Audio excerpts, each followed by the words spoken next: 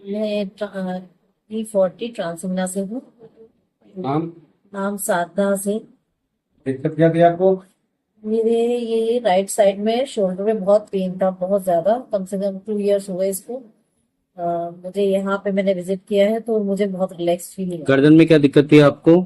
गर्दन में सर पूरा मेरा सर्वाइकल प्रॉब्लम, बहुत चक्कर आते थे, वॉमिटिंग्स भी होती थी, जिसकी वजह से मैं पूरे दिन उठ नहीं पाती। कमर में? बैक पेन भी था बहुत ज्यादा। ठीक इससे है। भी मुझे रिलैक्स अभी फील आपने हुआ। कितनी सिटिंग ली है? पहली बार ही आए? First time. क्या कितना आराम है आपको? बहुत।